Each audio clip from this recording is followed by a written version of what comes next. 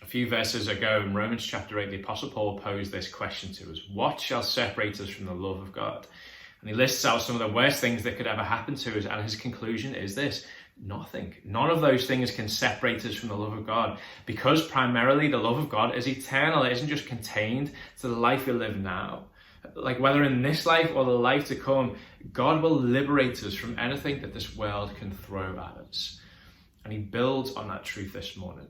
He enhances it even more and shows us that this isn't just something that we will walk in and have hope in a life to come. There is something now which gives us a cause of hope, something that we can walk in now, in the midst of all the difficulty and the suffering that life will throw at us.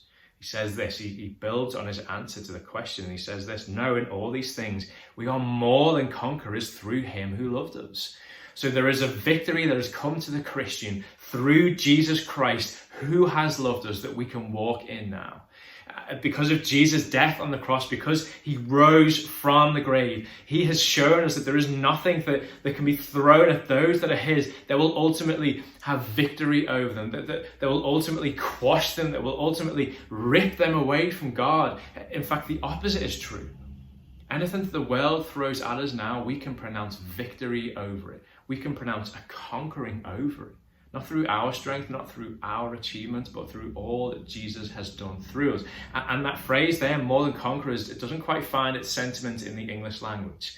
Like the exact translation is an enduring victory. Not something that is momentary, not something that we just feel for a few hours or a few days after the battle's been won, but something that we walk in continually.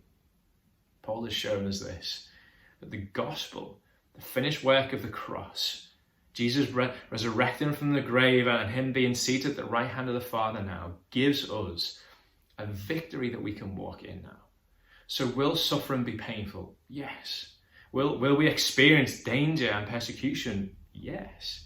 Will we one day have to face death? Yes. Will any of those things be able to trample on us, quash us, drive us into the ground and defeat us? No. Victory has already been won over every single one of the things that will push against us and try and drag us away from God. Jesus' death has conquered death. Jesus' resurrection has conquered anything that the world will throw at us. Folks, we can lift our heads in the midst of suffering, in the midst of feeling low and distressed today. We can lift our heads, look to the cross, look to the empty grave, and walk in the victory that Jesus has secured for those that he loves.